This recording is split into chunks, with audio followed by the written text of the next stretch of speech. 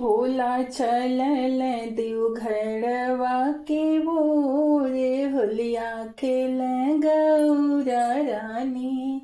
भोला चलल देवही घर के बोरे होलिया खेल गौरा रानी। गौरा रानी खेल गौरा रानी। भोला चलल देवही घर के बोर होलिया खेल गौरा रानी। भोला के हाथ कान के पीछे कारी। भोला के हाथ कान के पीछे कारी। गौरा के हाथ अबीरा हो। गौरा के हाथ अबीरा हो।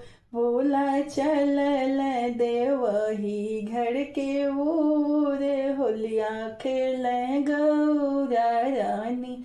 भोला चलल देवघरवा के ओर होलिया खेल गौरा रानी। भोला मारल ही गौरा पीछे कारी। होलिया खेल गौरा रानी। गौरा रानी हो गौरा रानी। मारे हो या वीर गुलाल होलिया खेल गौरा रानी।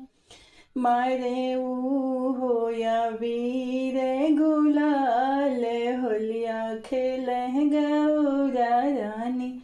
भोले चलल देवघरवा के बोर होलिया खेल गौरा रानी।